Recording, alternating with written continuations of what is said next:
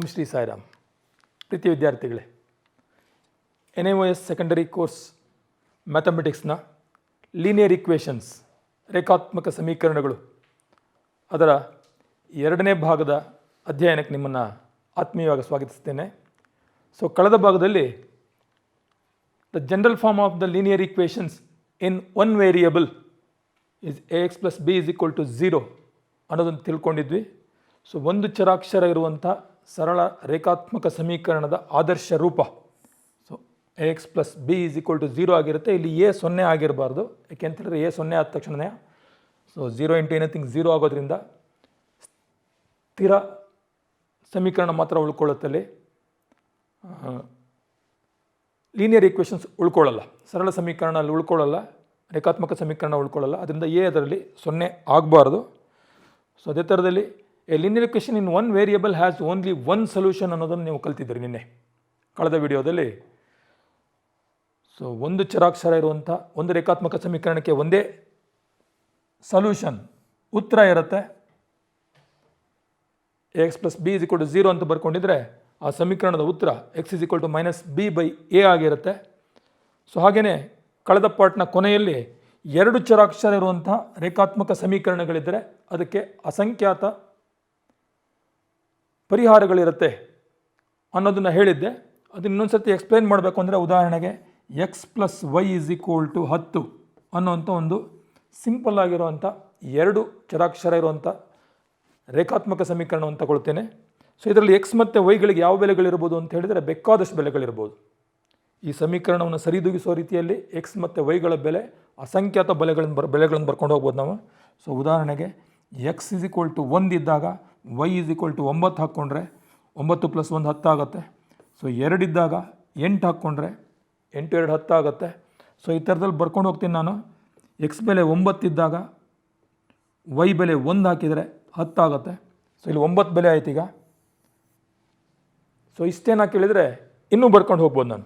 X ಬೆಲೆ 0 ಆಗಿದ್ದರೆ Y ಬೆಲೆ 10 ಅಂತ ಬರಿಬೋದು, Y ಬೆಲೆ 0 ಆಗಿದ್ದರೆ X ಬೆಲೆ 10 ಅಂತ ಬರಿಬೋದು. X ಮತ್ತು Yಗಳ ಬೆಲೆ ಇಲ್ಲಿಗೆ ನಿಂತು ಹೋಗಲ್ಲ, ಪಾಯಿಂಟ್ಸ್ಗಳಲ್ಲೂ ತಗೊಳ್ಬೋದು ಅಥವಾ ಇನ್ನು ಮುಂದೆ ಕೂಡ ತಗೊಳ್ಬೋದು. X ಬೆಲೆಯನ್ನು ನಾನು -1 ತಗೊಂಡು Y ಬೆಲೆಯನ್ನು 11 ತಗೊಂಡಾಗ ಕೂಡ X + Y = 10 ಕೊಡುತ್ತೆ. -2 ತಗೊಂಡು Y ಬೆಲೆ 12 ತಗೊಂಡಾಗಲ್ವಾ X + Y = 10 ಕೊಡುತ್ತೆ. ಈ ಥರದಲ್ಲಿ ನಾನು ಬರೀ ಪೂರ್ಣಾಂಕಗಳನ್ನು ತಗೊಂಡು ಹೋದರೂ ಕೂಡ ಅಸಂಖ್ಯಾತ ಬೆಲೆಗಳನ್ನು X ಮತ್ತು Yಗಳಿಗೆ ಈ ಸಮೀಕರಣ ಸರಿದೂಗಿಸುವಂಥ ಬೆಲೆಗಳನ್ನು ಕೊಡಲಿಕ್ಕೆ ಸಾಧ್ಯ ಇದೆ. ಆದ್ದರಿಂದ ಎರಡು ಚರಾಕ್ಷರ ಇರುವಂಥ ಒಂದು ಸಮೀಕರಣ ಇದ್ದರೆ ಆ ಚರಾಕ್ಷರಗಳಿಗೆ ಅಸಂಖ್ಯಾತ ಪರಿಹಾರಗಳಿರುತ್ತೆ, ಆ ಸಮೀಕರಣಕ್ಕೆ ಅಸಂಖ್ಯಾತ ಪರಿಹಾರಗಳಿರುತ್ತೆ. ಎರಡು ಚರಾಕ್ಷರ ಇರುವಂಥ ಸರಳ ರೇಖಾತ್ಮಕ ಸಮೀಕರಣವನ್ನು ಆದರ್ಶ ರೂಪದಲ್ಲಿ AX + BY + C = 0 ಅಂತ ಬರಿಬೋದು. ಇಲ್ಲಿ A ಮತ್ತು Bಗಳು 0 ಆಗಿರಬಾರ್ದು. Linear equations in 2 variables has more than one solution, ನಾನು ಈಗಾಗಲೇ ಹೇಳಿದೆ ಈಗ. ಅದೇ ಥರದಲ್ಲಿ ಕಳೆದ ಪಾರ್ಟ್ನಲ್ಲಿ ಕೊಟ್ಟಿರುವಂಥ ಹೋಮ್ವರ್ಕ್ ಅಸೈನ್ಮೆಂಟ್ನ ಕೆಲವು ಕ್ವಶನ್ಗಳಿಗೆ ಆನ್ಸರ್ಗಳು ನೋಡ್ಕೊಂಬರೋಣ. 1/3y + 9 = 12. ಎರಡು ರೀತಿಯಲ್ಲಿ ಮಾಡ್ಬೋದು. ಮೊದಲು 9ಅನ್ನು ಬಲಭಾಗಕ್ಕೆ ತಗೊಂಡು ಹೋಗೋದು -9 ಆಗುತ್ತೆ. 1/3y = 3 ಆಗುತ್ತೆ. ಆನಂತರ 1/3 ಇದೆ, ಅದು ಆ ಕಡೆ ಹೋದರೆ 3/1 ಆಗುತ್ತೆ. ಅದರಿಂದ y = 3 × 3 ಆಗಿಬಿಟ್ಟು 9 ಬರುತ್ತೆ. ಅದು ಒಂದು ವಿಧಾನ. ಅಥವಾ ಎಲ್ಲ ಪದಗಳನ್ನು 3ರಿಂದ ಗುಣಿಸೋದ್ರ ಮುಖಾಂತರ ಕೂಡ ನಾವು y ಬೆಲೆಯನ್ನು ಕಂಡುಹಿಡಲಿಕ್ಕಾಗತ್ತೆ. ಇಲ್ಲಿರೋ ಎಲ್ಲ ಪದಗಳನ್ನು 3ರಿಂದ ಗುಣಿಸಿದರೆ ಮೊದಲನೇದು y ಆಗುತ್ತೆ, 3 ಕ್ಯಾನ್ಸಲ್ ಆಗುತ್ತೆ, 9 × 3 = 27 ಆಗುತ್ತೆ. ಎರಡನೇ ಪದ ಈಕ್ವಲ್ಸ್ ಆದಮೇಲೆ ಬಲಭಾಗದಲ್ಲಿ 12 × 3 = 36 ಆಗುತ್ತೆ. ಈಗ 27 ಆ ಕಡೆ ತಗೊಂಡು ಹೋದಾಗ 36 - 27 ಆಗಿಬಿಟ್ಟು ಉತ್ತರ y = 9 ಬರುತ್ತೆ. ಇನ್ನೊಂದು ಲೆಕ್ಕವನ್ನು ನೋಡೋಣ. 5 × x - 3 = x + 5 ಇದೆ. ಮೊದಲು 5ರಿಂದ x - 3ನ ಗುಣಾಕಾರ ಮಾಡಿಕೊಂಡು ಆನಂತರ ಉತ್ತರವನ್ನು ಕಂಡುಹಿಡಿಬೋದು. ಇದನ್ನು ಬಹುಶಃ ನೀವೆಲ್ಲರೂ ಮಾಡಿರ್ತೀರಿ ಅಂತ ಅಂದ್ಕೊಳ್ತೀನಿ ನಾನು. ಮುಂದಿನ ಪ್ರಶ್ನೆ, the length of A rectangle is 3 cm more than its breadth if it's perimeter is 34 cm. Find the length and breadth. ಒಂದು ಆಯತದ ಉದ್ದವು ಅಗಲಕ್ಕಿಂತ 3 cm ಹೆಚ್ಚಾಗಿದೆ, ಅದರ ಸುತ್ತಳತೆ 34 cm ಆದರೆ ಉದ್ದ ಮತ್ತು ಅಗಲಗಳನ್ನು ಕಂಡುಹಿಡಲಿಕ್ಕೆ ಕೇಳಿತ್ತು. ಇದರಲ್ಲಿ ಬ್ರೆಡ್ತ್ ಎಷ್ಟಿದೆ ಅಂತ ಗೊತ್ತಿಲ್ಲ ನಮಗೆ, ಅಗಲ ಎಷ್ಟಿದೆ ಅಂತ ಗೊತ್ತಿಲ್ಲ. ಅಗಲವನ್ನು B ಅಂತ ತಗೊಂಡಾಗ ಉದ್ದ b+3 ಆಗುತ್ತೆ. ಸುತ್ತಳತೆ ಅಂತ ಹೇಳಿದರೆ 2 ಇಂಟು ಉದ್ದ ಪ್ಲಸ್ ಅಗಲ ಮಾಡಿದಾಗ ಸಿಗುತ್ತೆ. ಸೊ 2 ಉದ್ದ ಪ್ಲಸ್ 2 ಅಗಲ. ಸೊ ಉದ್ದವನ್ನು b+3 ಅಂತ ಬರ್ಕೊಳ್ಬೋದು ನಾವು. ಬರ್ಕೊಂಡು ಸುಲಭ ತೊಗೊಂಬಂದಾಗ 4b + 6 = 34 ಆಗುತ್ತೆ. 6 ಆ ಕಡೆ ಹೋದರೆ -6 ಆಗುತ್ತೆ. 34 - 6 28 ಆಗುತ್ತೆ. 4 ಸಹಗುಣಕ ಯಾವಾಗಲೂ ಛೇದಕ್ಕೆ ಹೋಗುತ್ತೆ. 28/4 = 7 ಸೆಂಟಿಮೀಟರ್ ಬಿ ಬೆಲೆ ಅಗಲ. ಸೊ ಉದ್ದ ಬಿಗಿಂತ 3 ಸೆಂಟಿಮೀಟರ್ ಜಾಸ್ತಿ ಅಂತ ಕೊಟ್ಟಿರೋದ್ರಿಂದ ಉದ್ದ 10 ಸೆಂಟಿಮೀಟರ್ ಆಗಿರುತ್ತೆ. ಸೊ ಎಲ್ಲ ಹೋಮ್ವರ್ಕ್ ಕ್ವಶನ್ಗಳು ನೀವು ಮಾಡಿರ್ತೀರಿ. ಅದೇ ಥರ ಇರುವಂಥ ಇನ್ನೊಂದು ಪ್ರಶ್ನೆ. After 15 years, Shyam will be 4 times as old as he is now. Assuming his present age is T, find his age after 10 years. ಶ್ಯಾಮ್ನ ಈಗಿನ ವಯಸ್ಸನ್ನು T ವರ್ಷಗಳು ಅಂತ ತಿಳ್ಕೊಂಡು ಅವನಿಗೆ 15 ವರ್ಷಗಳ ನಂತರ ಅವನ ವಯಸ್ಸು ಈಗಿನ ವಯಸ್ಸಿನ 4ರಷ್ಟು ಆಗೋದಾದರೆ 10 ವರ್ಷದ ನಂತರ ಅವನ ವಯಸ್ಸು ಎಷ್ಟಾಗುತ್ತೆ ಅಂತ ಕೇಳಿದ್ದಾರೆ. ಸೊ ಶ್ಯಾಮ್ನ ಈಗಿನ ವಯಸ್ಸನ್ನು T ಅಂತ ತಿಳ್ಕೊಳ್ಳಿಕ್ಕೆ ಪ್ರಶ್ನೆಯಲ್ಲೇ ಕೊಟ್ಟಿದ್ದಾರೆ ಅವರು. 15 ವರ್ಷದ ನಂತರ ಅಂತ ಹೇಳಿದರೆ ಟಿಗೆ 15 ಕೂಡಿಸ್ಬೇಕಾಗತ್ತೆ. T + 15 ವರ್ಷ ಆಗುತ್ತೆ. ಸೊ ಲೆಕ್ಕದಲ್ಲಿ ಏನು ಕೊಟ್ಟಿದ್ದಾರೆ ಅಂತ ಹೇಳಿದರೆ 15 ವರ್ಷದ ನಂತರ ಶ್ಯಾಮ್ನ ವಯಸ್ಸು ಈಗಿನ ವಯಸ್ಸಿನ 4ರಷ್ಟು ಅಂತ ಕೊಟ್ಟಿದ್ದಾರೆ. ಈಗಿನ ವಯಸ್ಸು T ಇದೆ, ಅದರ 4ರಷ್ಟು ಅಂದರೆ 4T ಆಗುತ್ತೆ. ಅಂದರೆ T + 15 = 4T ಆಗುತ್ತೆ. ಸೊ ಟಿಯನ್ನು ಆ ಕಡೆ ತಗೊಂಡು ಹೋದಾಗ 40 - T 3T = 15 ಆಗಿಬಿಟ್ಟು T = 5 ಬರುತ್ತೆ. 5 years ಶ್ಯಾಮ್ನ ಈಗಿನ ವಯಸ್ಸು. ಸೊ 10 ವರ್ಷದ ನಂತರ ಅವನ ವಯಸ್ಸು ಎಷ್ಟು ಅಂತ ಕೇಳಿದೆ. 10 ವರ್ಷದ ನಂತರ ಅವನ ವಯಸ್ಸು 5 + 10 ದಟ್ ಈಸ್ 15 years ಆಗಿರುತ್ತೆ. ಸೊ ಇದಿಷ್ಟು ಕಳೆದ ಪಾರ್ಟಲ್ಲಿದ್ದಂಥ ವಿಷಯಗಳು ಮತ್ತು ಅಲ್ಲಿ ಕೊಟ್ಟಿರುವಂಥ ಅಸೈನ್ಮೆಂಟ್ಗಳು. ಸೊ ಈಗ system of linear equations in 2 variables, 2 ಚರಾಕ್ಷರಗಳಿರುವಂತಹ ಜೋಡಿ ಸರಳ ಸಮೀಕರಣಗಳ ಬಗ್ಗೆ ತಿಳ್ಕೊಳ್ತಾ ಹೋಗೋಣ. If 2 linear equations in 2 variables have the same variables, then they are called system of linear equations. The value of both the variables which satisfy both the equations simultaneously is called the solution for the given system of equations. So 2 ಚರಾಕ್ಷರ ಇರುವಂಥ 2 ಸರಳ ಸಮೀಕರಣಗಳಿರಬೇಕು. ಎರಡರಲ್ಲೂ ಕೂಡ ಚರಾಕ್ಷರಗಳು ಒಂದೇ ಆಗಿರಬೇಕು. So ಉದಾಹರಣೆಗೆ so 2x + 3y = 15. So ಇದು 2 ಚರಾಕ್ಷರ ಇರುವಂಥ ಸರಳ ರೇಖಾತ್ಮಕ ಸಮೀಕರಣ ಇದು. ಸೊ ಇದರಲ್ಲಿರುವಂಥ ಚರಾಕ್ಷರಗಳು x ಮತ್ತು y ಇದೆ. ಸೊ ಇನ್ನೊಂದು 3x - 5y = 20. ಯಾವುದೋ ಒಂದು ಸಮೀಕರಣವನ್ನು ಬರಿತೀನಿ. ಇದರಲ್ಲೂ ಕೂಡ ಸರಳ ರೇಖಾತ್ಮಕ ಸಮೀಕರಣ ಆಗಿದೆ. 2 ಚರಾಕ್ಷರ ಇರುವಂಥ ಸರಳ ರೇಖಾತ್ಮಕ ಸಮೀಕರಣ ಆಗಿದೆ. ಚರಾಕ್ಷರಗಳು x ಮತ್ತು y ಇದೆ ಇದರಲ್ಲಿ. ಸೊ ಇವೆರಡನ್ನು ಒಟ್ಟಾಗಿ ತಗೊಂಡು ನಾವು ಅಧ್ಯಯನ ಮಾಡಿದರೆ ಈಗ ನಮಗೆ ಒಂದೇ ಒಂದು ಬೆಲೆ ಸಿಗ್ಬೋದು, ಅಥವಾ ಕೆಲವು ಸಂದರ್ಭದಲ್ಲಿ ಅಸಂಖ್ಯಾತ ಬೆಲೆಗಳು ಸಿಗ್ಬೋದು. x ಮತ್ತು y ನಮಗೆ ಇದರ ಪರಿಹಾರವಾಗಿ ಅಸಂಖ್ಯಾತ ಬೆಲೆಗಳು ಸಿಗ್ಬೋದು. ಸೊ ಈ 2 ಸಮೀಕರಣವನ್ನು ಸರಿದೂಗಿಸುವಂಥ x ಮತ್ತು y ಬೆಲೆಗಳಿಗೆ ಒಂದೇ ಕಾಲದಲ್ಲಿ 2 ಸಮೀಕರಣಗಳನ್ನು ಸರಿದೂಗಿಸುವಂಥ x ಮತ್ತು y ಬೆಲೆಗಳಿಗೆ ಈ ಸಮೀಕರಣಗಳ ಪರಿಹಾರ, the solutions of the equations ಅನ್ನೋದಕ್ಕೆ ಕರಿತೀವಿ. ಸೊ ಇದನ್ನು ಕಂಡುಹಿಡಿಯಲಿಕ್ಕೆ ಹಲವಾರು ವಿಧಾನ ಇದೆ. ಸೊ ಅದರಲ್ಲಿ 3 ವಿಧಾನಗಳನ್ನು ನಾವು ಇವತ್ತಿನ ವಿಡಿಯೋದಲ್ಲಿ ಅಧ್ಯಯನ ಮಾಡೋಣ. So there are many methods to solve system of linear equations in 2 variables. So ಅದರಲ್ಲಿ ಒಂದು ವಿಧಾನ ಗ್ರಾಫಿಕಲ್ ಮೆಥಡ್, ನಕ್ಷೆಯ ಕ್ರಮದಿಂದ ಬಿಡಿಸುವಂಥದ್ದು. ಸೊ ಸರಳ ರೇಖಾತ್ಮಕ ಸಮೀಕರಣಗಳಿಗೆ ನಕ್ಷೆ ಎಳೆಯೋದನ್ನು ನೀವು 8ನೇ ತರಗತಿಯಲ್ಲಿ ಕಲ್ತಿದ್ದೀರಾ ಆಲ್ರೆಡಿ. ಸೊ ಉದಾಹರಣೆಗೆ 2x + y = 10. ಈ ಸಮೀಕರಣಕ್ಕೆ ನಕ್ಷೆಯನ್ನು ಎಳಿಬೇಕು ನೀವು ಅಂತ ಹೇಳಿದರೆ ಮೊದಲು ಇದನ್ನು y = 10, 2x ಈ ಕಡೆ ತಗೊಂಡು ಹೋಗ್ಬಿಟ್ಟು -2x ಅಂತ ಬರ್ಕೊಳ್ತೀರಿ. ಒಂದು ನಿರ್ದೇಶಾಂಕ ಪಟ್ಟಿಯನ್ನು ಹಾಕ್ಕೊಳ್ತೀರಿ. ಸೊ ಎಕ್ಸಿಗೆ ಬೇರೆ ಬೇರೆ ಬೆಲೆಯನ್ನು ಆದೇಶ ಮಾಡಿದಾಗ ಅದಕ್ಕೆ ಅನುಗುಣವಾಗಿರುವಂಥ ವೈನ ಬೆಲೆಯನ್ನು ಕಂಡುಹಿಡಿತೀರಿ.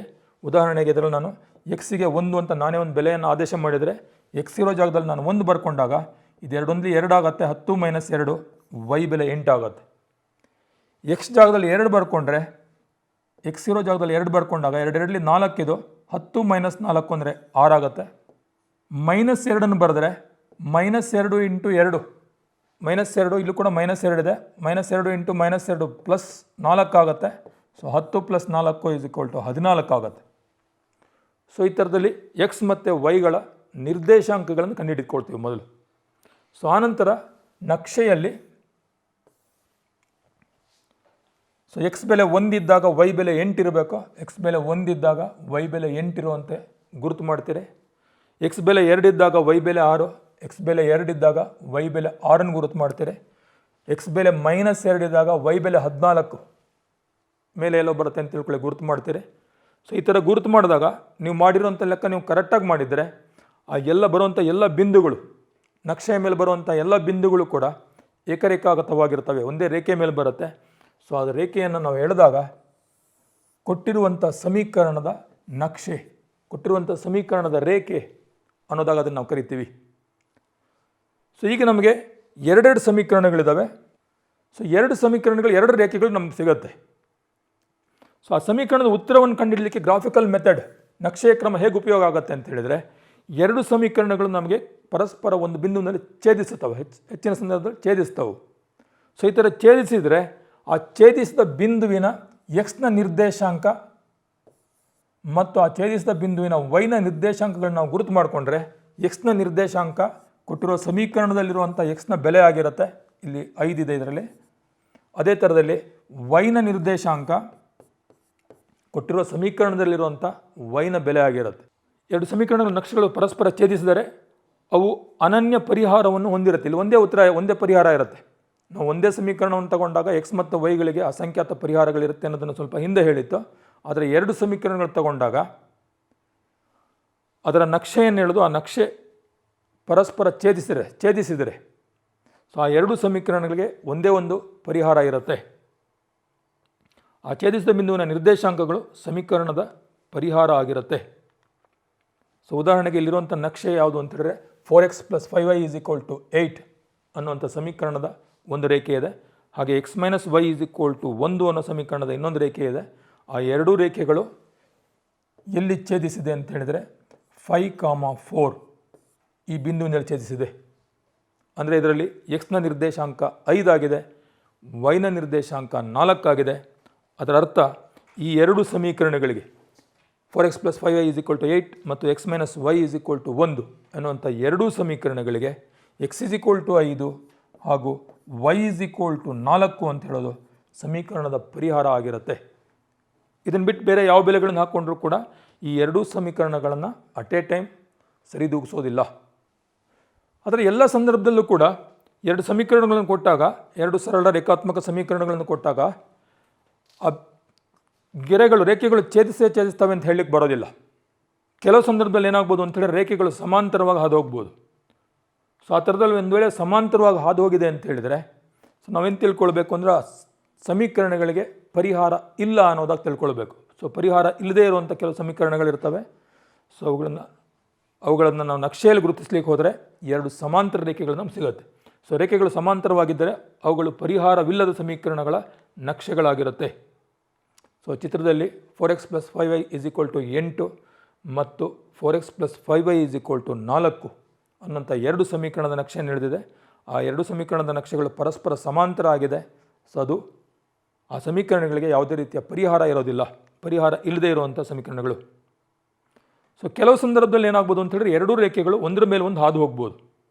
ಸೊ ಈ ಚಿತ್ರದಲ್ಲಿ 8x + 10y = 8, 4x + 5y = 4 ಎರಡು ಸಮೀಕರಣಗಳು. ಸೊ ಒಂದು ಸಮೀಕರಣದ ನಕ್ಷೆ ಇಲ್ಲಿದೆ, ಇನ್ನೊಂದು ಸಮೀಕರಣದ ನಕ್ಷೆ ಇಲ್ಲಿದೆ. ಅಂದರೆ ಎರಡೂ ಕೂಡ ಒಂದರ ಮೇಲೆ ಒಂದು ಹಾದು ಹೋಗಿದೆ. ಸೊ ಇಂಥ ಒಂದರ ಮೇಲೆ ಒಂದು ಹಾದು ಹೋಗಿದ್ರೆ ಕೋಇನ್ಸೈಡ್ ಆಗೋದನ್ನು ಕರಿತೀವಿ. ಈ ಥರ ಕೋಇನ್ಸೈಡ್ ಆಗಿದ್ದರೆ ಈ ಗೆರೆಯ ಮೇಲಿರುವಂಥ ಪ್ರತಿಯೊಂದು ಬಿಂದುಗಳು ಸಹ ಕೊಟ್ಟಿರುವ ಎರಡೂ ಸಮೀಕರಣದ ಪರಿಹಾರಗಳಾಗಿರುತ್ತೆ. ಆ ಗೆರೆ ಮೇಲೆ ಎಷ್ಟು ಬಿಂದುಗಳು ಇರುತ್ತವೆ ಅಂದರೆ ಅಸಂಖ್ಯಾತ ಬಿಂದುಗಳಿರುತ್ತೆ. ಆ ಎಲ್ಲ ಅಸಂಖ್ಯಾತ ಬಿಂದುಗಳು ಕೂಡ ಕೊಟ್ಟಿರುವ ಸಮೀಕರಣದ ಪರಿಹಾರ ಆಗಿರುತ್ತೆ. ಈಗ ನಕ್ಷೆಯನ್ನು ಉಪಯೋಗಿಸ್ಕೊಂಡು ಒಂದೆರಡು ಲೆಕ್ಕಗಳನ್ನು ಮಾಡೋಣ. ಒಂದು 2x - y = 1 ಮತ್ತು x + y = 8. ಸೊ ಇದನ್ನು ನಕ್ಷೆ ಕ್ರಮದಲ್ಲಿ ಬಿಡಿಸಿಬಿಟ್ಟು x ಮತ್ತು yಗಳ ಬೆಲೆಗಳನ್ನು ಕಂಡುಹಿಡಿಯೋಣ. ಸೊ ಸಮೀಕರಣವನ್ನು ನಮ್ಗೆ ಯಾವಾಗಲೂ ಕೂಡ y ರೂಪದಲ್ಲಿ y = mx + c ರೂಪ ಅಂತ ಕರಿತೀವಿ. y ರೂಪದಲ್ಲಿ ಬರ್ಕೊಂಡಾಗ ನಿರ್ದೇಶಾಂಕ ಪಟ್ಟಿಯನ್ನು ಭರ್ತಿ ಮಾಡಲಿಕ್ಕೆ ನಮ್ಗೆ ಸುಲಭ ಆಗುತ್ತೆ. ಇದರಲ್ಲಿ y ಎಷ್ಟಾಗುತ್ತೆ ಅಂತ ಕಂಡುಹಿಡಬೇಕು ಅಂದರೆ ಮೊದಲು y-ಅನ್ನು ಆ ಕಡೆ ತಗೊಂಡೋಗಿ 1 ಈ ಕಡೆ ತರಬೇಕಾಗತ್ತೆ. ಸೊ ಅದರಿಂದ 2x ಮೈನಸ್ 1 ಆಗುತ್ತೆ. y-ಗೆ ಸಹಗುಣಕ ಇಲ್ಲದೆ ಇರೋದ್ರಿಂದ ಛೇದದಲ್ಲಿ ಏನು ಬರೋದಿಲ್ಲ. So y mx plus c ರೂಪದಲ್ಲಿ ವ್ಯಕ್ತಪಡಿಸಿದಾಗ y 2x ಮೈನಸ್ 1 ಆಗುತ್ತೆ. ಸೊ ಇದಕ್ಕೆ ನಿರ್ದೇಶಾಂಕ ಪಟ್ಟಿಯನ್ನು ಬರೀತೀನಿ. ಎಕ್ಸ್ ಮತ್ತು ವೈಗಳ ಬೆಲೆಗಳು ಎಕ್ಸಿಗೆ ಬೇರೆ ಬೇರೆ ಬೆಲೆಗಳನ್ನು ಕೊಟ್ಟಾಗ ವೈಗೆ ಬೇರೆ ಬೇರೆ ಬೆಲೆಗಳು ಬರ್ತಾ ಹೋಗುತ್ತೆ. ಸೊ ಉದಾಹರಣೆಗೆ ಎಕ್ಸ್ ಈಸ್ ಈಕ್ವಲ್ ಟು 1 ಆದೇಶ ಮಾಡಿದರೆ ಸೊ ವೈ ಬೆಲೆ ಎಷ್ಟಾಗುತ್ತೆ ಅಂದರೆ ಎಕ್ಸ್ ಈಸ್ ಈಕ್ವಲ್ ಟು 1 ಆದಾಗ y is equal to 2x x ಜಾಗದಲ್ಲಿ 1 ಬರ್ಕೊಂಡ್ರೆ ನಾನು 2 1 2 ಮೈನಸ್ 1 2 ಮೈನಸ್ 1 ಅಂದರೆ ಒಂದೇ ಆಗುತ್ತೆ. ವೈ ಈಸ್ ಈಕ್ವಲ್ ಟು 1 ಬರುತ್ತೆ. ಎಕ್ಸ್ ಇರೋ ಜಾಗದಲ್ಲಿ ನಾನು ಬೆಲೆಯನ್ನು 2ಅನ್ನು ಆದೇಶ ಮಾಡಿದರೆ ಎಕ್ಸ್ ಈಸ್ ಈಕ್ವಲ್ ಟು 2 ಆದಾಗ ಸೊ ವೈ ಬೆಲೆ ಏನಾಗುತ್ತೆ ಅಂದರೆ 2 ಇಂಟು 2 ಮೈನಸ್ 1 ಆಗುತ್ತೆ. 2 4 ಮೈನಸ್ 1 ಸೊ 3 ಆಗುತ್ತೆ. ಸೊ ಎಕ್ಸಿಗೆ ನಾನು ಮನಸ್ಸಿಗೆ ಬಂದಿರೋ ಯಾವ ಬೆಲೆಗಳನ್ನು ಬೇಕಾದರೂ ಕೊಡ್ಬೋದು. ನೆಕ್ಸ್ಟ್ 3ಅನ್ನು ಆದೇಶ ಮಾಡ್ತೀನಿ. 3 2 6 6ರಲ್ಲಿ 1 ಹೋದರೆ 5 ಆಗುತ್ತೆ. ಸುಮ್ಮನೆ ಮೈನಸ್ 2ಅನ್ನು ಆದೇಶ ಮಾಡ್ತೀನಿ. ಈ ಜಾಗದಲ್ಲಿ ಮೈನಸ್ 2ಅನ್ನು ಆದೇಶ ಮಾಡಿದರೆ 2 ಇಂಟು ಮೈನಸ್ 2 ಅಂದರೆ ಮೈನಸ್ 2 ಮೈನಸ್ 2 ಮೈನಸ್ 1 ಸೇರಿದಾಗ ಮೈನಸ್ 5 ಆಗುತ್ತೆ. ಸೊ ಈ ಥರದಲ್ಲಿ ನಮಗೆ ಕೆಲವು ಬೆಲೆಗಳು ಸಿಗುತ್ತೆ ಎಕ್ಸ್ ಮತ್ತು ವೈಗಳಿಗೆ. ಎಷ್ಟು ಬೇಕಾದರೂ ಕಂಡುಹಿಡ್ಕೊಂಡು ಹೋಗ್ಬೋದು ನಾವು. ಈಗ ಇನ್ನೊಂದು ಸಮೀಕರಣದ ನಿರ್ದೇಶಾಂಕಗಳು ನೋಡೋಣ. X plus y is equal to 8 ಇದೆ. ಇದನ್ನು ವೈ ಈಸ್ ಈಕ್ವಲ್ ಟು ರೂಪದಲ್ಲಿ ಬರ್ಕೊಂಡಾಗ 8 ಎಕ್ಸನ್ನು ಆ ಕಡೆ ತಗೊಂಡು ಹೋಗ್ತೀನಿ ಮೈನಸ್ ಎಕ್ಸ್ ಆಗುತ್ತೆ. ಸೊ ನಿರ್ದೇಶಾಂಕ ಪಟ್ಟಿಯನ್ನು ಬರ್ಕೊಂಡು ಎಕ್ಸ್ ಜಾಗದಲ್ಲಿ 1ಅನ್ನು ಆದೇಶ ಮಾಡಿದರೆ 8 ಮೈನಸ್ 1 7 ಆಗುತ್ತೆ. ಎಕ್ಸ್ ಇರೋ ಜಾಗದಲ್ಲಿ 2ಅನ್ನು ಆದೇಶ ಮಾಡಿದರೆ 8 ಮೈನಸ್ 2 6 ಆಗುತ್ತೆ. ಎಕ್ಸ್ ಇರೋ ಜಾಗದಲ್ಲಿ ಮೈನಸ್ 2ಅನ್ನು ಆದೇಶ ಮಾಡಿದರೆ ಮೈನಸ್ ಆಫ್ ಮೈನಸ್ 2 ಅಂತ ಹೇಳಿದ್ರೆ ಪ್ಲಸ್ 2 ಆಗುತ್ತೆ. ಆದ್ದರಿಂದ 8 ಪ್ಲಸ್ 2 10 ಸಿಗುತ್ತೆ. ಸೊ ಇವುಗಳನ್ನು ನಾವು ಗ್ರಾಫಲ್ಲಿ ಗುರುತು ಮಾಡಿದಾಗ ಈ ಥರದಲ್ಲಿ ಗ್ರಾಫ್ ಇದೆ ಅಂತ ತಿಳ್ಕೊಳ್ಳಿ. ಸೊ ಒಂದು ಬೆಲೆ ಯಾವುದು ಅಂದರೆ 1,1 ಎಕ್ಸ್ ಬೆಲೆ 1 ಇದ್ದಾಗ ವೈ ಬೆಲೆನೂ 1 ಆಗುವಂಥದ್ದು. ಇದು 1 ಅಂತ ತಿಳ್ಕೊಂಡ್ರೆ 1,1 ಇಲ್ಲಿ ಬರುತ್ತೆ. 2,3 ಅಣಿತ ಯುಗ್ಮ ಅಂತೇಳಿ ಕರಿತೀವಿ. ಈ ಥರ ಕಾಮ ಹಾಕಿ ಬ್ರಾಕೆಟಲ್ಲಿ 2 ಸಂಖ್ಯೆಗಳನ್ನು ಬರೆಯೋದನ್ನು ಅಣಿತ ಯುಗ್ಮಗಳು ಅಂತೇಳಿ ಕರಿತೀವಿ. ಸೊ ಎಕ್ಸ್ ಬೆಲೆ 2 ಇದ್ದಾಗ ವೈ ಬೆಲೆ 3 ಇಲ್ಲೆಲ್ಲ ಬರುತ್ತೆ ಅಂತ ತಿಳ್ಕೊಳ್ಳೋಣ. ಎಕ್ಸ್ ಬೆಲೆ 3 ಇದ್ದಾಗ ವೈ ಬೆಲೆ 5 ಆಗುತ್ತೆ. 3 ಇದ್ದಾಗ 5 ಇಲ್ಲೆಲ್ಲ ಬರುತ್ತೆ ಅಂತ ತಿಳ್ಕೊಳ್ಳೋಣ. ಸೊ 3 ಬಿಂದುಗಳು ನಮಗೆ ಒಂದೇ ರೇಖೆಯಲ್ಲಿ ಬರುತ್ತೆ. ಸೊ ಇವುಗಳನ್ನು ಸೇರಿಸಿ ಗೆರೆ ಎಳೆದ್ರೆ ಮೊದಲನೇ ಸಮೀಕರಣಕ್ಕೆ ನಕ್ಷೆ ರೆಡಿಯಾಗಿದೆ. ಅದೇ ಥರದಲ್ಲಿ ಎರಡನೇ ಸಮೀಕರಣಕ್ಕೆ ಎಕ್ಸ್ ಬೆಲೆ 1 ಇದ್ದಾಗ ವೈ ಬೆಲೆ 7 ಆಗಿರುತ್ತೆ. 1 ಇದ್ದಾಗ 7 ಇಲ್ಲಿ ಬರುತ್ತೆ ಅಂತ ತಿಳ್ಕೊಳ್ಳೋಣ. 2 ಇದ್ದಾಗ 6 ಇಲ್ಲೆಲ್ಲೋ ಬರುತ್ತೆ ಅಂತ ತಿಳ್ಕೊಳ್ಳೋಣ. ಸೊ ಈ ಥರದಲ್ಲಿ ಎರಡನೇ ಬೆಲೆ ಬರುತ್ತೆ. ಸೊ ನಕ್ಷೆಯನ್ನು ತಗೊಂಡು ನಕ್ಷೆಯ ಮೇಲೆ ಅದನ್ನು ನೋಡೋಣ. ಕೆಲವು ಬೆಲೆಗಳನ್ನು ಆದೇಶ ಮಾಡಿ ಇಲ್ಲಿ ಬರೆದಿದೆ. ಸೊ ಅವುಗಳ ನಕ್ಷೆಯನ್ನು ಹಾಕೋಣ. ಈಗ 0, -1 ಎಕ್ಸ್ಗೆ 0 ಕೊಟ್ಟಾಗ ವೈ ಬೆಲೆ -1 ಬಂದಿರುತ್ತೆ. ಎಕ್ಸ್ 0 ವೈ ಬೆಲೆ -1 ಇಲ್ಲಿ ಬರುತ್ತೆ. ಇದು 0, -1. ನೆಕ್ಸ್ಟ್ 1, ಎಕ್ಸ್ ಬೆಲೆ 1 ಇದ್ದಾಗ ವೈ ಬೆಲೆ 1 ಆಗುತ್ತೆ. ಇದು x is equal to 1 x is equal to 1 y is equal to 1 ಇದು. ಸೊ 1, ಸೊ ನೆಕ್ಸ್ಟ್ 2, 3 ಎಕ್ಸ್ 2 ಇದ್ದಾಗ ವೈ 3 ಇಲ್ಲಿ ಬರುತ್ತೆ. -1, -3 -1 ಇದ್ದಾಗ -3. ಸೊ ಸ್ಕೇಲ್ ತಗೊಂಡು ಇವುಗಳನ್ನು ಸೇರಿಸಿದರೆ ಒಂದು ಸರಳ ರೇಖೆ ಸಿಗುತ್ತೆ ನಮಗೆ. ಸೊ ಎರಡನೇ ಸಮೀಕರಣದ ನಿರ್ದೇಶಾಂಕಗಳು 0, 8 ಎಕ್ಸ್ ಇಸ್ ಈಕ್ವಲ್ ಟು 0 ಇದ್ದಾಗ ವೈ ಬೆಲೆ 8 ಆಗಿರುತ್ತೆ. 1, 7 1 ಇದ್ದಾಗ 7 ಆಗುತ್ತೆ. 2 ಇದ್ದಾಗ 6 -1 ಇದ್ದಾಗ 9 2 ಇದ್ದಾಗ 6 ಇವುಗಳನ್ನು ಸೇರಿಸಿ ನೇರವಾಗಿ ಗೆರೆ ಎಳೆದರೆ 3, 5 ಬಿಂದುವಿನಲ್ಲಿ ಈ ಎರಡು ಸಮೀಕರಣಗಳ ರೇಖೆಗಳು ಪರಸ್ಪರ ಛೇದಿಸ್ತವೆ. ಆದ್ದರಿಂದ ಈ ಸಮೀಕರಣಗಳಿಗೆ ಉತ್ತರ ಏನಾಗಿರುತ್ತೆ ಅಂತ ಹೇಳಿದರೆ x is equal to 3 so y is equal to 5 ಆಗಿರುತ್ತೆ.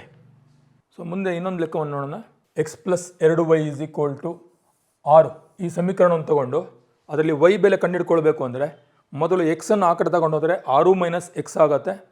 2y ಬೆಲೆ ಅದು 2 ಸಹಗುಣಕ ಆಚೆ ಕಡೆ ಹೋದರೆ ಛೇದಕ್ಕೆ ಹೋಗೋದ್ರಿಂದ 6 ಮೈನಸ್ 2x ಡಿವೈಡೆಡ್ ಬೈ 2 ಆಗುತ್ತೆ.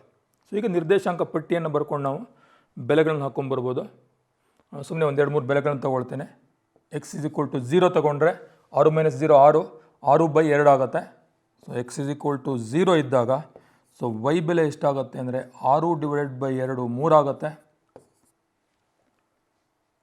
ಎಕ್ಸ್ ಬೆಲೆ 1 ತಗೊಳ್ಳೋದು ನಾನು ಅವಾಯ್ಡ್ ಮಾಡ್ತೀನಿ. ಯಾಕೆ ಅಂತ ಹೇಳಿದರೆ ಎಕ್ಸ್ ಬೆಲೆ 1 ತಗೊಂಡಾಗ ಅಂಶ ಏನಾಗುತ್ತೆ ಅಂದರೆ 5 ಆಗುತ್ತೆ. 5/2 5ರ ಅರ್ಧ 2.5 ಅಂತ ಬರಿಬೋದು. ಆದರೆ ಪೂರ್ಣಾಂಕಗಳೇ ಬರಲಿ ಅನ್ನೋ ದೃಷ್ಟಿಯಿಂದ ನಾನು ಎಕ್ಸ್ ಇಸ್ ಈಕ್ವಲ್ ಟು 1 ತಗೊಳ್ಳಲ್ಲ. 0 ಆದಮೇಲೆ ನೆಕ್ಸ್ಟ್ 2 ತಗೊಳ್ತೇನೆ. ಸೊ ಈ ಜಾಗದಲ್ಲಿ ನಾನು 2 ತಗೊಂಡಾಗ 6 - 2 4, 4ನ್ನು 2ರಿಂದ ಭಾಗಿಸಿದರೆ 2 ಬರುತ್ತೆ. ಇಲ್ಲಿ ಛೇದ ಎಷ್ಟಿದೆಯೋ ಅಷ್ಟಷ್ಟು ಸೇರಿಸ್ಕೊಂಡು ಅಥವಾ ಅಷ್ಟನ್ನು ಕಳೆದುಬಿಟ್ಟು ಮುಂದಿನ ಬೆಲೆಗಳನ್ನು ಎಕ್ಸಿಗೆ ನಾನು ಆದೇಶ ಮಾಡ್ಕೊಂಡು ಹೋಗ್ತೀನಿ. ಸೊ ಎಕ್ಸಿನ ಬೆಲೆ ನೆಕ್ಸ್ಟ್ 4 ಆದೇಶ ಮಾಡ್ತೀನಿ, ಅಥವಾ 0ಯಲ್ಲಿ 2ನ್ನು ಕಳೆದುಬಿಟ್ಟು -2ನ್ನು ಆದೇಶ ಮಾಡಿ ಮುಂದಿನ ಬೆಲೆಗಳನ್ನು ಕಂಡುಹಿಡ್ಕೊಂಡು ಹೋಗ್ತೀನಿ. ಅದೇ ರೀತಿಯಲ್ಲಿ ಇನ್ನೊಂದು ಸಮೀಕರಣವನ್ನು ನೋಡೋಣ. ಸೊ ಇದರಲ್ಲಿ 3y = 8 - 2x ಆಗುತ್ತೆ. ಸೊ ನೆಕ್ಸ್ಟು 3 ಸಹಗುಣಕ ಇದೆ, ಆಚೆ ಕಡೆ ಹೋದರೆ ಛೇದಕ್ಕೆ ಬರುತ್ತೆ. ಆದ್ದರಿಂದ 8 - 2x / 3 ಆಗುತ್ತೆ. ಸೊ ನಿರ್ದೇಶಾಂಕ ಪಟ್ಟಿಯನ್ನು ತಗೊಂಡು ಫಸ್ಟ್ ಸ್ವಲ್ಪ ಯೋಚನೆ ಮಾಡೋಣ. ಒಂದು ವೇಳೆ ಈ ಜಾಗದಲ್ಲಿ ನಾನು 0 ಹಾಕ್ಕೊಂಡ್ರೆ 8/3, ಸೊ ಪೂರ್ಣಾಂಕ ಸಿಗೋದಿಲ್ಲ ನನಗೆ. ಆದ್ದರಿಂದ ನಾನು ಇಲ್ಲಿ 0 ತಗೊಳ್ಳಲ್ಲ. ಸುಮ್ಮನೆ 1 ಹಾಕ್ಕೊಂಡು ಆದೇಶ ಮಾಡಿ ಯೋಚನೆ ಮಾಡ್ತೀನಿ ಏನಾಗುತ್ತೆ ಅಂಥೇಳಿ. Trial and error method. X ಜಾಗದಲ್ಲಿ ನಾನು 1 ಬರ್ಕೊಂಡ್ರೆ 2 × 2 ಆಗುತ್ತೆ. ಎರಡನೇ ಪದ -2, 8 - 2 6. ಸೊ 6 3ರಿಂದ ಭಾಗ ಆಗುತ್ತೆ. ಅದರಿಂದ ಎಕ್ಸ್ ಜಾಗದಲ್ಲಿ ನಾನು 1 ಬರ್ಕೊಂಡ್ರೆ ಇದರಲ್ಲಿ ಅಂಶ 6 ಆಗುತ್ತೆ. 6/3 ಅಂತ ಹೇಳಿದ್ರೆ ಉತ್ತರ 2 ಬರುತ್ತೆ. ಸೊ ಛೇದದಲ್ಲಿ 3 ಇರೋದ್ರಿಂದ ಇದಕ್ಕೆ 3 ಸೇರಿಸ್ಬಿಟ್ಟು ನಾನು ಒಂದು ವೇಳೆ 4 ಬರೆದ್ರೆ ಏನಾಗುತ್ತೆ ನೋಡೋಣ. ಎಕ್ಸ್ ಜಾಗದಲ್ಲಿ 4 ಬರ್ಕೊಂಡ್ರೆ ಸೊ ಇದು 4 ರಲ್ಲಿ 8 ಆಗುತ್ತೆ. 8 - 8 ಅಂದರೆ 0. 0/anything is 0. ಸೊ ಉತ್ತರ 0 ಸಿಗುತ್ತೆ ನಮಗೆ. ಛೇದ 3 ಇರೋದ್ರಿಂದ 4ಕ್ಕೆ 3 ಸೇರಿಸ್ಬಿಟ್ಟು 7 ಹಾಕ್ಕೊಂಡ್ರೆ ಏನಾಗುತ್ತೆ ನೋಡೋಣ. ಸೊ ಈ ಲೆಕ್ಕದಲ್ಲಿ ಎಕ್ಸ್ ಇಸ್ ಈಕ್ವಲ್ ಟು 7 ಹಾಕ್ಕೊಂಡ್ರೆ ನನಗೆ so y is equal to, so ಈ ಜಾಗದಲ್ಲಿ 7 ಹಾಕ್ಕೊಂಡ್ರೆ 7ರಲ್ಲಿ 14. ಸೊ 8 - 14 ಅಂದರೆ -6 ಆಗುತ್ತೆ. ಅಂಶ /3 ಅಂತ ಹೇಳಿದರೆ ಉತ್ತರ -2 ಸಿಗುತ್ತೆ. ಪೂರ್ಣಾಂಕಗಳು ನಾವು ಈ ಥರ ಪಡ್ಕೊಂಡು ಹೋಗಲಿಕ್ಕೆ ಸಾಧ್ಯ ಆಗುತ್ತೆ. ಸೊ ಮುಂದಿನ ವಿಧಾನ ಆದೇಶ ಕ್ರಮ, ಸಬ್ಸ್ಟಿಟ್ಯೂಷನ್ ಮೆಥಡ್. ಸೊ ಇಲ್ಲಿ 2 ಸಮೀಕರಣಗಳನ್ನು ಕೊಟ್ಟಿರ್ತಾರೆ. ಈ ಸಮೀಕರಣಗಳಲ್ಲಿ ಯಾವುದಾದ್ರೂ ಒಂದನ್ನು ನಾವು ಮೊದಲು y = mx + c ರೂಪದಲ್ಲಿ ಬರ್ಕೊಳ್ಳುವಂಥದ್ದು. ಅಲ್ಲಿ ಬಂದಿರುವಂಥ ವೈನ ಬೆಲೆಯನ್ನು ಇನ್ನೊಂದು ಸಮೀಕರಣದಲ್ಲಿ ಆದೇಶ ಮಾಡ್ಕೊಂಡು ಹೋದರೆ ನಮಗೆ ಅಂತಿಮವಾಗಿ ನಮಗೇನು ಸಿಗುತ್ತೆ ಅಂತ ಹೇಳಿದ್ರೆ ಒಂದು ಚರಾಕ್ಷರ ಇರುವಂಥ ಸರಳ ರೇಖಾತ್ಮಕ ಸಮೀಕರಣ ಸಿಗುತ್ತೆ. ಸೊ ಅದನ್ನು ನಾವು ಅತ್ಯಂತ ಸುಲಭವಾಗಿ ಸಾಧಿಸ್ಬೋದು. ಸೊ ಒಂದು ಚರಾಕ್ಷರ ಇರುವಂಥ ಸರಳ ರೇಖಾತ್ಮಕ ಸಮೀಕರಣವನ್ನು ನಾವು ಆದರ್ಶ ರೂಪದಲ್ಲಿ ax + b = 0 ಅಂತ ಬರ್ಕೊಂಡ್ಬಿಟ್ರೆ ನಮಗೆ x = -b/a ಉತ್ತರ ಆಗಿರುತ್ತೆ ಅಂಥೇಳಿ ತಕ್ಷಣ ಬರಲಿಕ್ಕೆ ಸಾಧ್ಯ ಆಗುತ್ತೆ. ಎಕ್ಸ್ ಬೆಲೆ ಸಿಕ್ಬಿಡುತ್ತೆ. ಸಿಕ್ಕಿರುವಂಥ ಎಕ್ಸ್ ಬೆಲೆಯನ್ನು ಪುನಃ ತಂದು ವೈ ಬೆಲೆಯಲ್ಲಿ y = mx + c ರೂಪದಲ್ಲಿ ಬರ್ಕೊಂಡಿರ್ತೀವಲ್ಲ, ಅಲ್ಲಿ ಆದೇಶ ಮಾಡಿದರೆ ವೈ ಬೆಲೆ ಕೂಡ ನಮಗೆ ಭಾಳ ಸುಲಭವಾಗಿ ಸಿಗುತ್ತೆ. 2 ಉದಾಹರಣೆಗಳನ್ನು ಗಮನಿಸ್ಕೊಂಬರೋಣ.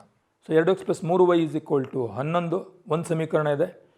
2x - 4y = -24 ಇನ್ನೊಂದು ಸಮೀಕರಣ ಇದೆ. ಅದರ ಮೊದಲನೇ ಸಮೀಕರಣವನ್ನು ನಾನು y = mx + c ರೂಪದಲ್ಲಿ ಬರೀಲಿಕ್ಕೆ ಪ್ರಯತ್ನ ಪಡ್ತೇನೆ. ಇದರಲ್ಲಿ y = ರೂಪದಲ್ಲಿ ಬರ್ಕೊಳ್ಬೇಕು ಅಂದರೆ ಇದರಲ್ಲಿ ವೈನ ಬೆಲೆ ಏನಾಗಿರುತ್ತೆ ಅಂತ ಕಂಡುಹಿಡಬೇಕು ಅಂದರೆ ಮೊದಲು 2x ಆ ಕಡೆ ತಗೊಂಡು ಹೋಗಬೇಕು. 11 - 2x ಆಗುತ್ತೆ. ಇಲ್ಲಿ ಬರೆದಿದ್ದೇನೆ ಅಂಶದಲ್ಲಿ. ಸಹಗುಣಕ ಯಾವಾಗಲೂ ಛೇದಕ್ಕೆ ಬರುತ್ತೆ. ವೈನ ಹಿಂದೆ ಸಹಗುಣಕ 3 ಇದೆ, ಅದನ್ನು ಆ ಕಡೆ ತಗೊಂಡು ಹೋದರೆ /3 ಆಗುತ್ತೆ. ಇದು y = mx + c ರೂಪ ಅಂತ ಕರಿತೀವಿ. ಇದನ್ನು ಇನ್ನೂ ಸ್ವಲ್ಪ ಬೇರೆ ರೀತಿಯಲ್ಲೂ ಬರೀಬೋದು. ಸೊ y = ಇಷ್ಟು ಬಂದಿದೆ ಉತ್ತರ ನಮಗೆ. y = -2/3x mx + c ಅಂದರೆ 11/3 ಈ ಥರ ಬರ್ಕೊಳ್ಬೋದು. ಅಥವಾ ಇಲ್ಲಿದ್ದಾಗೆ ವೈನ ಬೆಲೆಯನ್ನು 11 - 2x / 3 ಅಂತ ಹಾಗೆ ತಿಳ್ಕೊಂಬಿಟ್ಟು ಅದನ್ನು ಇನ್ನೊಂದು ಸಮೀಕರಣದಲ್ಲಿ ಆದೇಶ ಮಾಡಿ ಎಕ್ಸ್ ಬೆಲೆಯನ್ನು ಕಂಡುಹಿಡಿಬೋದು ನಾವು. y = 11 - 2x / 3 ಹಾಗೆ ಇರಲಿ. ಈ ಬೆಲೆಯನ್ನು ಸಮೀಕರಣ 2ರಲ್ಲಿ 2x - 4y = -24ರಲ್ಲಿ ಆ ಬೆಲೆಯನ್ನು ಆದೇಶ ಮಾಡೋಣ. ಸೊ ಆದೇಶ ಮಾಡಿದಾಗ ನಮಗೆ ಸಮೀಕರಣ ಏನಿತ್ತು ಅಂದರೆ 2x - 4y = -24 ಇತ್ತು. ಇಲ್ಲಿರುವಂಥ ವೈನ ಬದಲಿಗೆ ಸೊ 11 - 2x / 3 ಆದೇಶ ಮಾಡ್ತಾ ಇದ್ದೇನೆ. ಸೊ ಇಲ್ಲಿ ಮೊದಲು ಏನು ಮಾಡಿದೆ ಅಂತ ಹೇಳಿದ್ರೆ ಇಲ್ಲಿರೋ 3ನ್ನ ಎಲ್ಲ 3ರಿಂದ ಎಲ್ಲ ಪದಗಳನ್ನು ಗುಣಾಕಾರ ಮಾಡಿದೆ. ಆ ಥರ ಗುಣಾಕಾರ ಮಾಡಿದಾಗ ಇದು 3 × 2 = 6x ಆಗುತ್ತೆ. ಇದನ್ನು 3ರಿಂದ ಗುಣಿಸಿದಾಗ 3 3 ಕ್ಯಾನ್ಸಲ್ ಆಗುತ್ತೆ. ಇದನ್ನು 3ರಿಂದ ಗುಣಿಸಿದಾಗ 6x ಆಗಿರುತ್ತೆ. ಇದನ್ನು 3ರಿಂದ ಗುಣಿಸಿದಾಗ 72 ಆಗುತ್ತೆ. -24 × 3 ಅಂದರೆ -72 ಆಗಿರುತ್ತೆ. ಈಗ 11ರಿಂದ ಗುಣಿಸ್ಕೊಳ್ಬೇಕು, 11ನ್ನು 4ರಿಂದ ಗುಣಿಸಬೇಕಾಗತ್ತೆ. 44 ಮೈನಸ್ 44, ಇದು -4 ಇಂಟು -2x ಗುಣಿಸಿದರೆ ಮೈನಸ್ ಇಂಟು ಮೈನಸ್ ಪ್ಲಸ್ ಆಗುತ್ತೆ. 4 8x ಆಗುತ್ತೆ.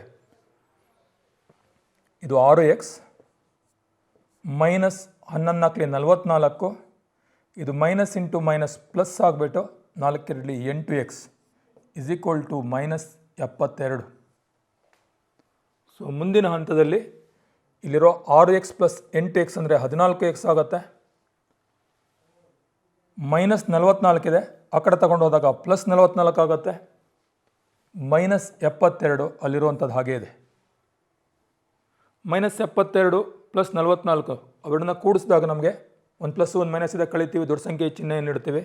ಸೊ ಆದ್ದರಿಂದ ಇದು -28 ಆಗುತ್ತೆ.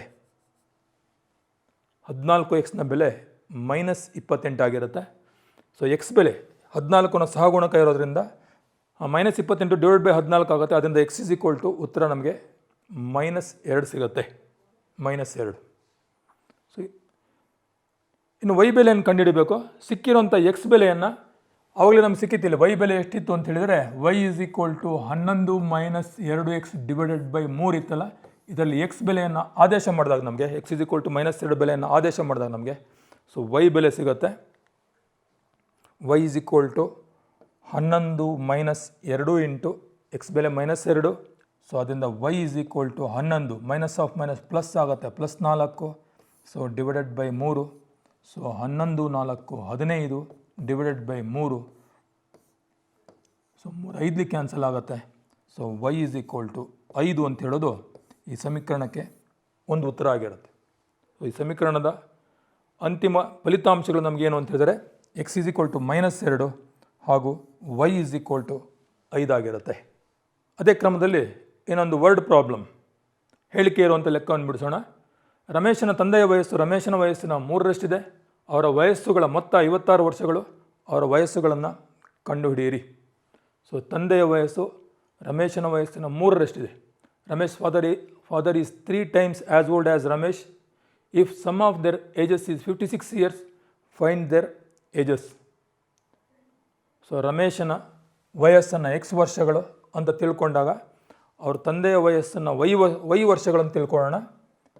ಇವುಗಳಿಗಿರೋ ಸಂಬಂಧ ಏನಾಗಿದೆ ಅಂತ ಹೇಳಿದರೆ y is equal to 3x ಆಗಿದೆ. ತಂದೆಯ ವಯಸ್ಸು ಮಗನ ವಯಸ್ಸಿನ 3ರಷ್ಟಿದೆ. ಆದ್ದರಿಂದ y is equal to 3x ಅಂತ ಹೇಳೋದು ಒಂದು ಸಮೀಕರಣ. ಹಾಗೂ ಅವರ ವಯಸ್ಸುಗಳ ಮೊತ್ತ 56 ವರ್ಷ ಕೊಟ್ಟಿದ್ದಾರೆ. x ಮತ್ತು yಗಳ ಮೊತ್ತ x plus y is equal to 56 ಅಂತ ಹೇಳೋದು ಇನ್ನೊಂದು ಸಮೀಕರಣ. ಸೊ ಆದೇಶ ಕ್ರಮದಲ್ಲಿ ಯಾವ ಕ್ರಮದಲ್ಲಿ ಬೇಕಾದ್ರೆ ನಾವು ಬಿಡಿಸ್ಬೋದು. ಇದನ್ನು ಆದೇಶ ಕ್ರಮದಲ್ಲಿ ಬಿಡಿಸ್ಲಿಕ್ಕೆ ಹೊರಟ್ರೆ ಆಲ್ರೆಡಿ ಇಲ್ಲಿ y is equal to 3x ಇದೆ. ಈ ಬೆಲೆಯನ್ನು ತಂದು ಎರಡನೇ ಸಮೀಕರಣದಲ್ಲಿ ಆದೇಶ ಮಾಡೋದು, ಎಕ್ಸನ್ನು ಹಾಗೆ ಬರ್ಕೊಳ್ಳೋದು, y ಜಾಗದಲ್ಲಿ 3x ಬರ್ಕೊಳ್ಳೋದು is equal to 56. So 4x is equal to 56.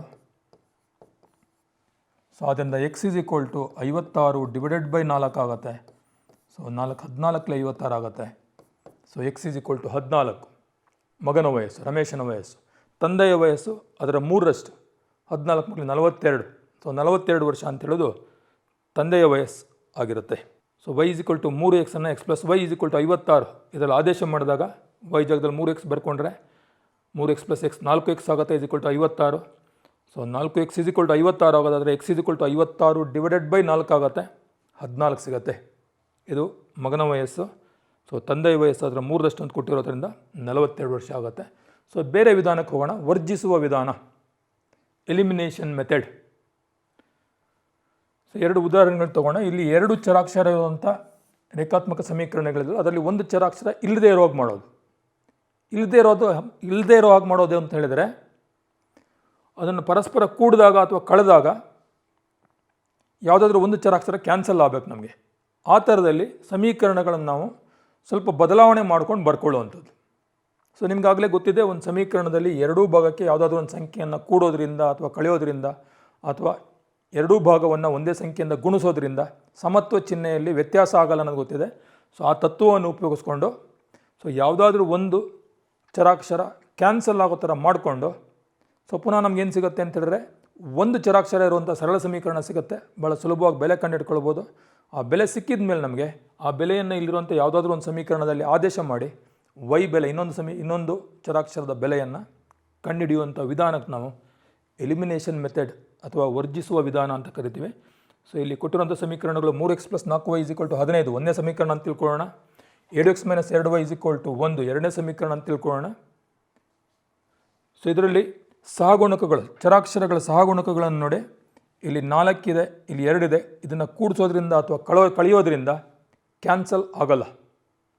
So ಏನು ಮಾಡ್ಬೋದು ಅಂತ ಹೇಳಿದರೆ, ಇಲ್ಲಿರುವಂಥ ಎರಡನೇ ಸಮೀಕರಣದ ಎಲ್ಲ ಪದಗಳನ್ನು 2ರಿಂದ ಗುಣಾಕಾರ ಮಾಡಿಕೊಂಡ್ರೆ ನಮಗೆ ಸೊ 14x ಆಗುತ್ತೆ ಮೊದಲನೇ ಪದ, -4y ಎರಡನೇ ಪದ ಆಗುತ್ತೆ, = 2 × 2 ಎಲ್ಲ ಪದಗಳನ್ನು 2ರಿಂದ ಗುಣಾಕಾರ ಮಾಡ್ಕೊಂಡಿದ್ದೇನೆ, = 2 ಅಂತ ಒಂದು ಹೊಸ ಸಮೀಕರಣ ಸಿಗುತ್ತೆ.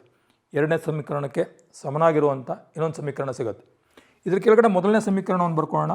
3x + 4y = 15. ಸೊ ಇವುಗಳನ್ನ ಕೂಡ್ಲಿಕ್ಕೆ ಹೋದರೆ ನಮಗೆ -4y ಇದೆ, +4y ಇದೆ. ಸೊ ಇವೆರಡು ಕೂಡಿಸಿದಾಗ ನಮಗೆ ಶೂನ್ಯವನ್ನು ಕೊಡುತ್ತೆ, ಕ್ಯಾನ್ಸಲ್ ಆಗುತ್ತೆ. ವರ್ಜಿಸಿ ವೈಯನ್ನು ವರ್ಜಿಸಿದ್ದೀವಿ ನಾವೀಗ. ಸೊ 14x + 3x ಅಂತ ಹೇಳಿದರೆ 17x ಆಗುತ್ತೆ, = 15 + 2 ಅಂದರೆ 17 ಆಗುತ್ತೆ. 17xನ ಬೆಲೆ 17 ಆಗುತ್ತೆ ಅಂತ ಹೇಳಿದರೆ x = 1 ಆಗಿರುತ್ತೆ. ಸಹಗುಣಕ ಛೇದಕ್ಕೆ ಬರುತ್ತೆ, 17/17 ಅಂತ ಹೇಳಿದರೆ x = 1 ಉತ್ತರ ಸಿಗುತ್ತೆ. ಸೊ ಈಗ ಒಂದು ಚರಾಕ್ಷರಕ್ಕೆ ಉತ್ತರ ಸಿಕ್ಕಿದೆ ನಮಗೆ. ಸೊ ಇನ್ನೊಂದು ಚರಾಕ್ಷರಕ್ಕೆ ಉತ್ತರ ಸಿಗಬೇಕು ಅಂದರೆ ಇಲ್ಲಿರುವಂಥ 3 ಸಮೀಕರಣದಲ್ಲಿ ಯಾವುದಾದ್ರೂ ಒಂದು ಸಮೀಕರಣವನ್ನು ಬರ್ಕೊಂಡು ಅದರಲ್ಲಿ ಬೆಲೆ ಆದೇಶ ಮಾಡಿದ್ರೆ ಸಿಗುತ್ತೆ. ಮೊದಲನೇ ಸಮೀಕರಣವನ್ನು ತಗೊಳ್ತೀನಿ ನಾನು. So 3x + 4y = 15. ಸೊ ಈ ಸಮೀಕರಣದಲ್ಲಿ x ಬೆಲೆ ನಮ್ಗೆ ಆಗಲಿ ಸಿಕ್ಕಿದೆ. ಈಗ x = 1 ಸಿಕ್ಕಿದೆ ನಮಗೆ. ಆದ್ದರಿಂದ 3 × 3 + 4y = 15. 3ನ್ನು ಬಲಭಾಗಕ್ಕೆ ತಗೊಂಡು ಹೋದರೆ 4y = 12 ಆಗುತ್ತೆ. ಆದ್ದರಿಂದ y = 12/4 ಅಂದರೆ ಸೊ y = 3 ಉತ್ತರ ಸಿಗುತ್ತೆ. ಕೆಲವು ಸಂದರ್ಭದಲ್ಲಿ ಈ ಥರ ಇಲ್ಲದೆ ಹೋಗಿದ್ರೆ, ಸೊ ಉದಾಹರಣೆ ಯಾವುದೋ ಒಂದು ಸಮೀಕರಣದಲ್ಲಿ ಮೊದಲನೇ ಸಮೀಕರಣದಲ್ಲಿ 5y ಇರುತ್ತೆ, ಎರಡನೇ ಸಮೀಕರಣದಲ್ಲಿ 2y ಇರುತ್ತೆ. ಸೊ ಇಲ್ದಿರೋ ಸಮೀಕರಣವನ್ನು ನಿಮ್ಗೆ ಯಾವುದೇ ಪೂರ್ಣಾಂಕದಿಂದ ಗುಣಿಸಿದಾಗ ಎರಡನ್ನು ಯಾವುದೇ ಪೂರ್ಣಾಂಕದಿಂದ ಗುಣಿಸಿದ್ರೆ 5 ಸಿಗೋದೇ ಇಲ್ಲ. ಸೊ ಅಂಥ ಸಂದರ್ಭದಲ್ಲಿ ನಾವು ಏನು ಮಾಡಬೇಕಾಗತ್ತೆ ಅಂದರೆ ಇಲ್ಲಿರೋ ವೈನ ಸಹಗುಣಕ 5 ತಗೊಂಡು ಎರಡನೇ ಸಮೀಕರಣವನ್ನು ಗುಣಾಕಾರ ಮಾಡಬೇಕು. ಎರಡನೇ ಸಮೀಕರಣದ ವೈನ ಸಹಗುಣಕ ಎಷ್ಟಿರುತ್ತೋ ಅದರಿಂದ ಮೊದಲನೇ ಸಮೀಕರಣವನ್ನು ಗುಣಿಸಿದಾಗ ಸೊ ನೋಡೋಟ್ ನಮ್ಗೆ ಏನು ಸಿಗುತ್ತೆ ಅಂದರೆ ಎರಡೂ ಸಮೀಕರಣಗಳಲ್ಲಿ ವೈನ ಸಹಗುಣಕಗಳು ಸಮನಾಗಿರೋದು ಸಿಗುತ್ತೆ. ಸೊ ಅವುಗಳ ಚಿಹ್ನೆಗಳು ಸಮನಾಗಿದ್ದರೆ ನಾವು ಅವುಗಳನ್ನು ಕಳೆದು ಬಿಟ್ಟು x ಬೆಲೆ ಕಂಡುಹಿಡಿಬೇಕು. ಚಿಹ್ನೆಗಳು ಬೇರೆ ಬೇರೆ ಇದ್ದರೆ ಕೂಡಿಬಿಟ್ಟು y ಕ್ಯಾನ್ಸಲ್ ಆಗುತ್ತೆ, x ಬೆಲೆಯನ್ನು ಕಂಡುಹಿಡಲಿಕ್ಕೆ ಸುಲಭವಾಗುತ್ತೆ. ಇದರ ಮೇಲೆ ಇನ್ನೊಂದು ಹೇಳಿಕೆ ಲೆಕ್ಕವನ್ನು ನೋಡೋಣ. A purse contains ₹2,500 in notes of denominations of ₹100 and ₹50. If the number of 100 rupees notes is one more than that of 50 rupees notes, find the number of notes of each denominations. So ಒಂದು ಪರ್ಸ್ನಲ್ಲಿ 2,500 ರೂಪಾಯಿಗಳಿದೆ. ಆ ಪರ್ಸಲ್ಲಿರೋವಂಥ ಎಲ್ಲವೂ ಕೂಡ 100 ರೂಪಾಯಿ ನೋಟುಗಳು ಮತ್ತು 50 ರೂಪಾಯಿ ನೋಟುಗಳಿದೆ. 100 ರೂಪಾಯಿ ನೋಟುಗಳ ಸಂಖ್ಯೆ 50 ರೂಪಾಯಿ ನೋಟುಗಳ ಸಂಖ್ಯೆಗಿಂತ 1 ಹೆಚ್ಚಾಗಿದೆ. ಹಾಗಾದರೆ 50 ರೂಪಾಯಿ ನೋಟುಗಳು ಎಷ್ಟಿತ್ತು, 100 ರೂಪಾಯಿ ನೋಟುಗಳು ಎಷ್ಟಿತ್ತು ಅನ್ನೋದನ್ನು ಈ ಲೆಕ್ಕದಲ್ಲಿ ನಾವು ಕಂಡುಹಿಡಬೇಕಾಗಿದೆ. ಸೊ 100 ರೂಪಾಯಿ ನೋಟುಗಳ ಸಂಖ್ಯೆ x ಆಗಿರಲಿ ಅಂತ ತಿಳ್ಕೊಳ್ಳೋಣ. ಸೊ 50 ರೂಪಾಯಿ ನೋಟುಗಳ ಸಂಖ್ಯೆ y ಆಗಿರಲಿ ಅಂತ ತಿಳ್ಕೊಳ್ಳೋಣ. x ಮತ್ತು y ಏನು ಸಂಬಂಧ ಇದೆ ಅಂತ ಹೇಳಿದರೆ x ಅಂತ ಹೇಳೋದು y-ಗಿಂತ 1 ಜಾಸ್ತಿ ಆಗಿದೆ. ಸೊ x = y + 1 ಆಗಿರುತ್ತೆ. ಅದು ಒಂದು ಸಮೀಕರಣ ಸಿಗುತ್ತೆ. x ಅಂತ ಹೇಳೋದು y-ಗಿಂತ 1 ಜಾಸ್ತಿ ಆಗಿದೆ ಅಂತ ಲೆಕ್ಕದಲ್ಲಿ ಕೊಟ್ಟಿದ್ದಾರೆ. 100 ರೂಪಾಯಿ ನೋಟುಗಳ ಸಂಖ್ಯೆ 50 ರೂಪಾಯಿ ನೋಟುಗಳ ಸಂಖ್ಯೆಗಿಂತ 1 ಹೆಚ್ಚಾಗಿದೆ. ಸೊ ಇದು ನಾನು x - y = 1 ಅಂತ ಬೇಕಾದರೂ ಬರ್ಕೊಳ್ಬೋದು. ಇದು ಒಂದು ಸರಳ ರೇಖಾತ್ಮಕ ಸಮೀಕರಣ. ಸೊ 100 ರೂಪಾಯಿ x ನೋಟುಗಳ ಒಟ್ಟು ಬೆಲೆ ಎಷ್ಟಾಗುತ್ತೆ ಅಂತ ಹೇಳಿದರೆ 100 × x 100x ರೂಪಾಯಿಗಳಾಗುತ್ತೆ. 50 ರೂಪಾಯಿನ y ನೋಟುಗಳ ಒಟ್ಟು ಬೆಲೆ ಎಷ್ಟಾಗುತ್ತೆ ಅಂದರೆ 50y ರೂಪಾಯಿಗಳಾಗುತ್ತೆ. ಸೊ ಎಲ್ಲ ಸೇರಿ ಎರಡು ಒಟ್ಟು ಸೇರಿಸಿ ಒಟ್ಟು 2,500 ರೂಪಾಯಿ ಇದೆ. ಸೊ ಆದ್ದರಿಂದ 100x + 50y = 2,500. ಇದನ್ನು ನಾನು ಬೇಕಿದ್ರೆ ಸ್ವಲ್ಪ ಸುಲಭ ರೂಪಕ್ಕೆ ತೊಗೊಂಬಂದ್ಬಿಟ್ಟು ಇಲ್ಲಿರೋ ಎಲ್ಲ ಸಂಖ್ಯೆಗಳನ್ನು ನಾನು 10ರಿಂದ ಭಾಗಾಕಾರ ಮಾಡಿಬಿಟ್ಟು 10x + 5y = 250 ಅಂತ ಬರ್ಕೊಳ್ಬೋದು. ಅಥವಾ ಇನ್ನೊಂದು ಸತಿ ನಾನು 5ರಿಂದ ಇದನ್ನು ಭಾಗಾಕಾರ ಮಾಡ್ಕೊಂಡ್ಬಿಟ್ಟು 2x + y is equal to 50 ಅಂತ ಬರ್ಕೊಳ್ಬೋದು. ಸೊ ಒಂದು ಸಮೀಕರಣ ಏನಿದೆ ಅಂದರೆ x minus y is equal to ಒಂದಿದೆ, x minus y is equal to ಒಂದಿದೆ. ಇವುಗಳನ್ನ ಕೂಡಿಸ್ಲಿಕ್ಕೆ ಹೋದರೆ ವೈ ಕ್ಯಾನ್ಸಲ್ ಆಗುತ್ತೆ, ಎಲಿಮಿನೇಟ್ ಆಗುತ್ತೆ. ಸೊ 2x ಪ್ಲಸ್ ಎಕ್ಸ್ ಅಂತ ಹೇಳಿದರೆ 3x ಆಗುತ್ತೆ. So 3x is equal to 51. So x is equal to 51 3ರಿಂದ ಭಾಗಿಸಿದಾಗ ನಮಗೆ 17 ಸಿಗುತ್ತೆ. ಸೊ ಎಕ್ಸ್ ಅಂದರೆ 100 ರೂಪಾಯಿ ನೋಟುಗಳು. ಸೊ ಇದರಲ್ಲಿ 17 100 ರೂಪಾಯಿ ನೋಟುಗಳಿರುತ್ತೆ, 50 ರೂಪಾಯಿ ನೋಟುಗಳು ಅದಕ್ಕಿಂತ ಒಂದು ಕಡಿಮೆ. ಸೊ 16 50 ರೂಪಾಯಿ ನೋಟುಗಳಿರುತ್ತೆ. ಸೊ ಇದೇ ವಿಧಾನದಲ್ಲಿ ಮಾಡಬೇಕು ಅಂತಿಲ್ಲ. ಇದನ್ನು ಫಸ್ಟಿಗೆ ಕ್ಯಾನ್ಸಲ್ ಮಾಡಿಕೊಂಡು 10ರಿಂದ ಕ್ಯಾನ್ಸಲ್ ಮಾಡಿ, 5ರಿಂದ ಕ್ಯಾನ್ಸಲ್ ಮಾಡಿ, ಅಥವಾ ಒಂದೇ ಸರ್ತಿಗೆ 50ರಿಂದ ಎಲ್ಲವೂ 50ರಿಂದ ಆಗುವಂಥ ಸಂಖ್ಯೆಗಳಿದ್ದಾವೆ. ಒಂದೇ ಸರ್ತಿ 50ರಿಂದ ಕ್ಯಾನ್ಸಲ್ ಮಾಡ್ಕೊಳ್ದೇನೆಯ ಹಾಗೆ ಇಲ್ಲಿರೋ ಸಮೀಕರಣವನ್ನು ಎಲ್ಲವನ್ನೂ ಕೂಡ ನನಗೆ ವೈನ ಎಲಿಮಿನೇಟ್ ಮಾಡಬೇಕು ಅಂದರೆ ಇವನ್ನೆಲ್ಲವನ್ನು ಕೂಡ 50ರಿಂದ ಒಂದೇ ಸರ್ತಿ ಗುಣಿಸ್ಕೊಂಡ್ಬಿಟ್ಟು ಇದೇ ಕ್ರಮದಲ್ಲಿ ಮುಂದುವರಿಸ್ಕೊಂಡು ಉತ್ತರವನ್ನು ಕಂಡುಹಿಡಿಬೋದು. ಮಕ್ಕಳೇ, NIOS ಮ್ಯಾಥ್ಸಲ್ಲಿ, ಸೆಕೆಂಡರಿ ಕೋರ್ಸ್ನ ಮ್ಯಾಥ್ಸಲ್ಲಿ ಈ ಚಾಪ್ಟ್ರಿಗೆ ಸಂಬಂಧಪಟ್ಟಂಗೆ ಇಷ್ಟೇ ವಿಷಯ ಇರುವಂಥದ್ದು. ಸೊ ಬಹುಶಃ ನಿಮಗೆ ಅತ್ಯಂತ ಸುಲಭವಾಗಿದೆ ಅನ್ನೋದು ಅರ್ಥವಾಗಿರುತ್ತೆ. ಹೆಚ್ಚು ಪ್ರಾಕ್ಟೀಸ್ ಮಾಡಿದಾಗ ನಿಮಗೆ ಇನ್ನೂ ಹೆಚ್ಚು ಸುಲಭವಾಗಿದೆ ಅನ್ನೋದು ಅರ್ಥ ಆಗ್ತಾ ಹೋಗುತ್ತೆ. ಇದನ್ನು ಬಿಟ್ಟು ಬೇರೆ ಏನೂ ಇಲ್ಲ ಈ ಚಾಪ್ಟ್ರಲ್ಲಿ. ಕೆಲವು ಇನ್ನೂ ಲೆಕ್ಕಗಳನ್ನು ಕೊಟ್ಟಿದೆಯಲ್ಲ, ಇದನ್ನು ಹೋಮ್ವರ್ಕ್ ಅಂತ ಕನ್ಸಿಡರ್ ಮಾಡಿ ಕೂತ್ಕೊಂಡು ಪ್ರಾಕ್ಟೀಸ್ ಮಾಡಿ. ಚೆನ್ನಾಗಿ ಪ್ರಾಕ್ಟೀಸ್ ಆಗಬೇಕು ಅಂದರೆ ಇಲ್ಲಿರುವಂಥ 3 ಲೆಕ್ಕಗಳನ್ನು ನಿಮ್ಗೆ ಈಗಾಗಲೇ ವಿವರಿಸಿರುವಂಥ 3 ವಿಧಾನಗಳಲ್ಲಿ ಮಾಡಿದಾಗ ನಿಮಗೆ ಚೆನ್ನಾಗಿ ಪ್ರಾಕ್ಟೀಸ್ ಆಗುತ್ತೆ. ಸೊ ಆ ಥರದಲ್ಲಿ ಚೆನ್ನಾಗಿ ಪ್ರಾಕ್ಟೀಸ್ ಮಾಡಿ ಅಂತ ಹೇಳ್ತಾ ಈ ವಿಡಿಯೋನ ಇಲ್ಲಿಗೆ ಮುಗಿಸೋಣ. ಸೊ ಧನ್ಯವಾದಗಳು. ಸಾಯಿರಾಮ್.